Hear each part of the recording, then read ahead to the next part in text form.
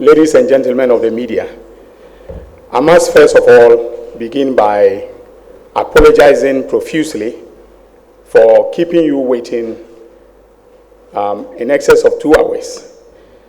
But it was because I had to deal with the arraignment of Mr. Kwabena Adu-Boahene today. And we started late before the High Court. And of course, the defense counsel was at their best trying to put impediments in the way of what I was asking the court to do, and we delayed a little bit.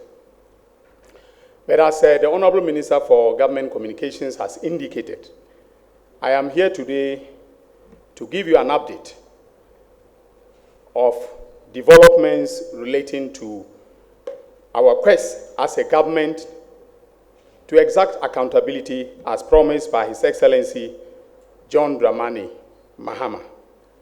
You'll recall that on March 20th, 2025, I appeared before you to provide a briefing on the arrest and detention of Mr. Kwabena Adu-Boahene, a former director of the National Signals Bureau, and the progress of investigations into the elaborate criminal enterprise that he set up to rob his fellow citizens of millions of Ghana cedis. I informed you then that meticulous investigations undertaken by the Economic and Organized Crimes Office, otherwise known as EOCO, had uncovered a scheme that Mr. Adu-Boahene set up, which resulted in the loss of 49,100,000 Ghana cedis, or at the prevailing exchange rate in February and March 2020, when the crime took place, the equivalent of 7 million United States of American dollars. At today's exchange rate,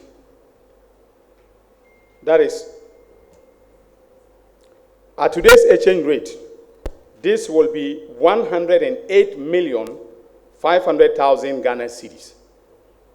That is the cost of one Agenda 111 hospital going into one person's pocket. I can now confirm that at the conclusion of our investigations, that is exactly how much he stole from the taxpayers of this our beloved country.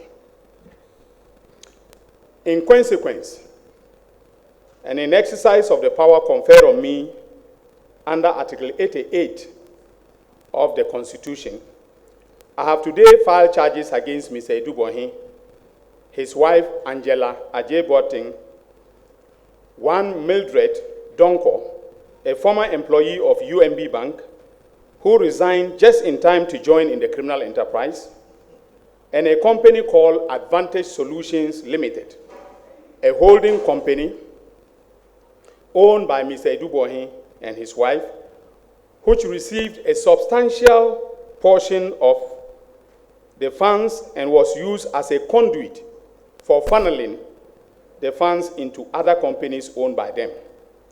These other companies are Vertex Properties Limited, Vertex Solutions, and of course, the famous BNC Communications Bureau Limited, which was, if you remember, that was a vehicle that was used to steal the 49,100,000 Ghana cedis from the national security accounts. Based on the evidence on the docket, we have charged Mr. Adu-Boahene with stealing, 3 counts of stealing, 1 count of defrauding by false pretenses, another count of willfully causing financial loss to the state, another count of using public office for profit and money laundering. His wife, Angela Ajay-Boateng, has been charged with conspiracy to steal, collaboration to commit the crime of using public office for private benefit or profit, conspiracy to commit money laundering and money laundering. In the case of Mildred Donko, we have charged her with 2 counts of conspiracy to commit money laundering and money laundering. The same goes for the company known as Advantage Solutions. Ladies and gentlemen of the press, my fellow countrymen and women, I am keenly aware of the criticisms that were leveled against me after my March 2025 press conference. In particular, some of our compatriots accused me of judging Mr. Adu-Boahene and his dear wife prior to filing charges, and others opined that what I said of them should have been left to the courts to decide. I respectfully disagree for a number of reasons. The first is that I said nothing at that press conference that suggested even remotely that their guilt had been predetermined. Far from that. As the Attorney General of this Republic, I am the first to acknowledge that no matter how watertight the evidence of a prosecutor is, the accused is still entitled to be presumed innocent until proven guilty. That is a principle enshrined in Article 19 of our Constitution. And I cannot go against that cardinal principle. The second reason why I disagree with those of my fellow countrymen and women who think that the matters are dealt with at these press conferences should be left to the courts is that the constitutions require that we act, at least in public office, with probity and accountability. I see these press briefings, including the one I'm having today, as a way of breathing life into those cardinal values of our Constitution. Lastly, I think that there is absolutely nothing wrong with a prosecutor exhibiting confidence in his case. With particular reference to the case under review, the diligent investigations by the Economic and Organized Crimes Office led by Mr. Raymond Archer gives me a high level of hope and confidence that, all things being equal, I will obtain convictions on most, if not all, of the charges that I have preferred today. Besides the documentary evidence involving bank statements, deposit slips, check numbers, and so on and so forth, we have persons with deep knowledge of the matter who have agreed to testify at the trial. Persons with very deep knowledge, primary persons who were close to the action, have agreed after having been, interrogated, about what they know, they have agreed to testify in this matter. Ladies and gentlemen of the media, my fellow countrymen and women, between March 2025, when I announced the arrest and detention of Mr. Adu-Boahene and his accomplices, and now, there has been some speculation as to whether my press conference was yet another piece of political propaganda. Some media houses actually claimed that I had been deceived into holding the press conference and that I had in turn misled His Excellency John Dramani Mahama, the President of the Republic. Let it be known that unlike some presidents in the past who were misled, His Excellency John Dramani Mahama is on top of his brief and cannot be misled. Indeed, if any appointee would mislead the President, it would not be his Attorney General. So everything I have told the President, I have evidence to prove it, and the docket is replete with documentary evidence of the wrongdoing that has been investigated. Having said that, I wish to let it be known that the delay in filing charges came about because our diligent investigation team came across yet another scheme hatched by Mr. Adu-Boahene, this time involving Ghana Water Company Limited. This criminal enterprise involved the purported provision of secured internet services to Ghana Water Company Limited by the erstwhile Bureau of National Communications, now National Signals Bureau. The contract document showed that Ghana Water was to pay BNC, that is the national BNC, the sum of $650,000 Ghana cedis every 2 weeks for secured internet services from BNC, that is the Bureau of National Communications. However, for purposes of the payment, Kwabena Adu-Boahene provided the account details of his company, BNC Communications Bureau Limited, to Ghana Water, which religiously paid for the internet services. In other words, every 2 weeks when 650,000 Ghana cedis of money from Ghana Water left the bank accounts of Ghana Water, instead of going to the National Signals Bureau account, it went to the account of a company known as Bureau of National Communications, owned by Kwabena Adu-Boahene and his wife. Okay? And then they did what they wanted to do with the money. So for every month, Ghana Water paid 1.3 million Ghana cedis to Kwabena Adu-Boahene and his company, in exchange for internet services provided by the government. Because remember that the National Signals Bureau is a government agency. Now come to think of it, that the government agency is providing secured internet services to Ghana Water Limited, a limited liability company solely owned by the same government. And Ghana Water is spending money that they do not have, okay, to pay for internet services at that cost, 1.3 million Ghana cedis every month. In fact, the figure rose to 1.5 million Ghana cedis every month at the close of our investigations. Now, you remember that in 2020, Bureau of National Communications became National Signals Bureau. And so, because the contract documents stipulated that the payments be made to Bureau of National Communications, Ghana Water then demanded that the check payments be made to National Signals Bureau because of the change in the corporate identity of BNC.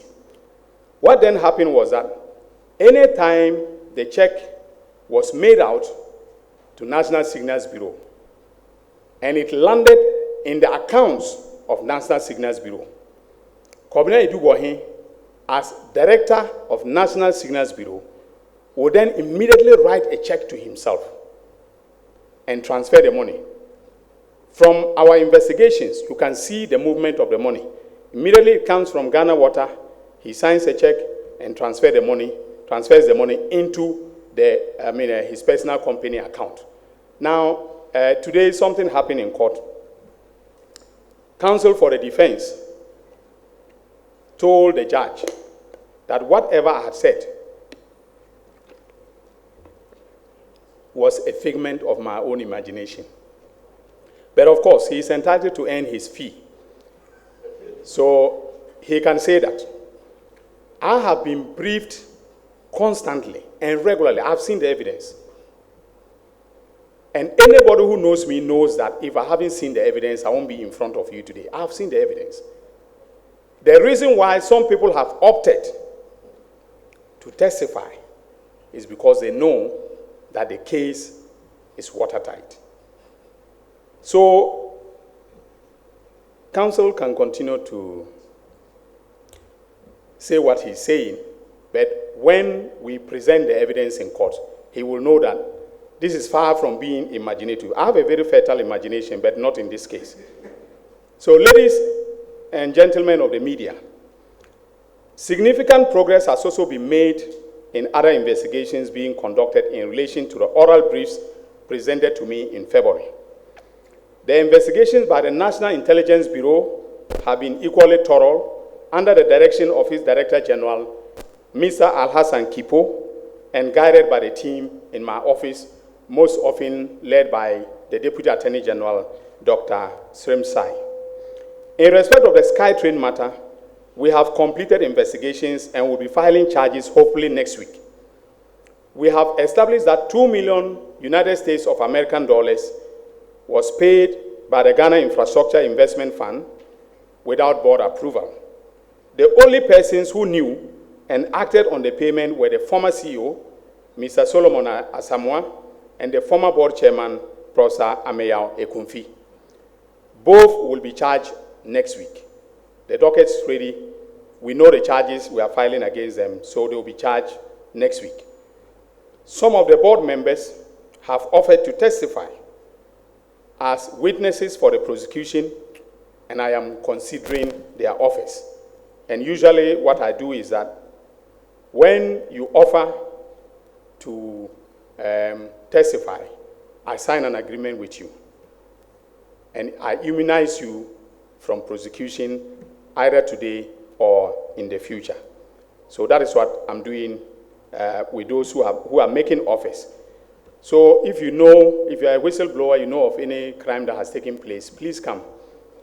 Even if you are marginally involved, I'm prepared to cut a deal, and then we can deal with the actual criminals.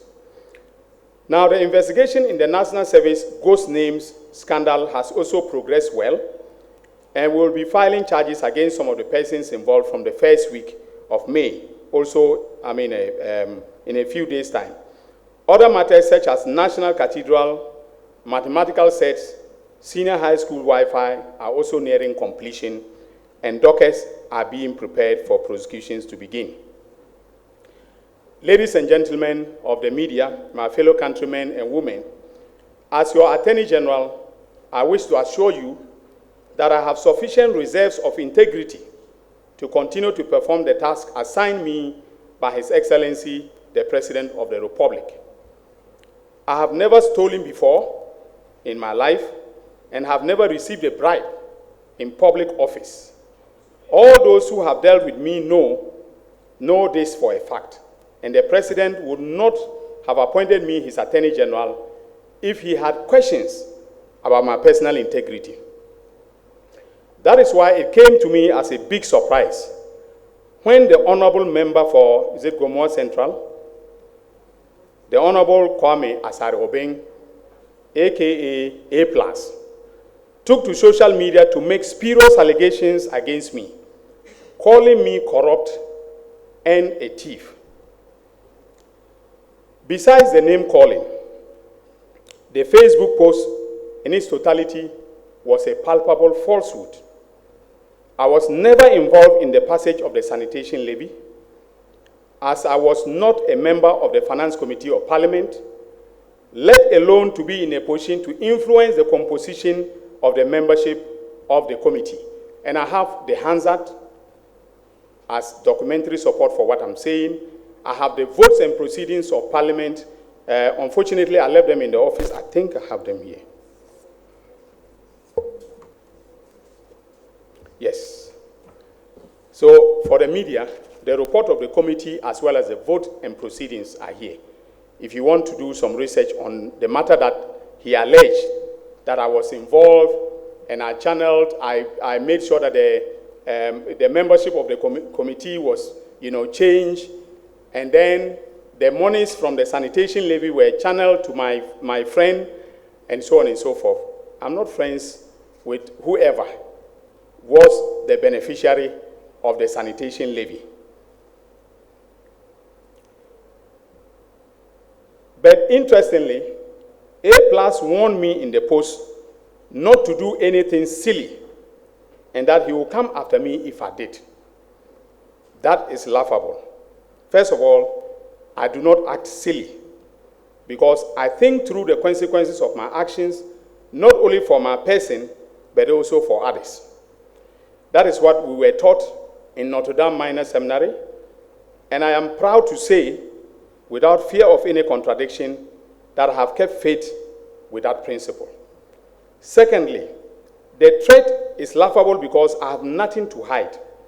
I am reliably informed that his basis of saying that I am corrupt and a thief is that I took campaign contribution from a businessman at East Legon known as Dr. Sledge, and that he also knows the people who donated pickups for my campaign. Now, ladies and gentlemen, if receiving donations for your campaign or getting a pickup for a campaign is thievery or corruption, then there are 276 thieves in Parliament, including the person who was making the allegation himself.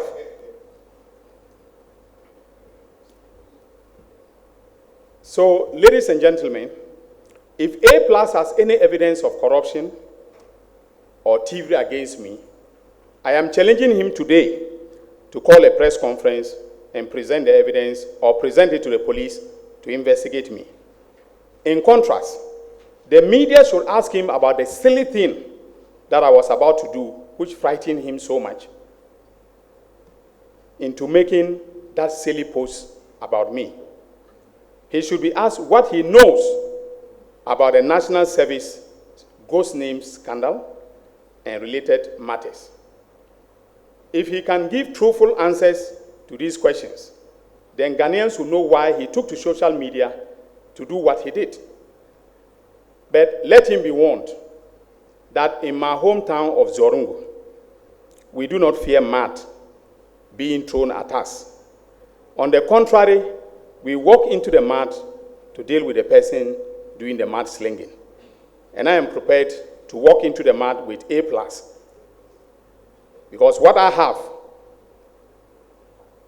about him and the National Service scandal, he should come and tell you. I'm challenging him.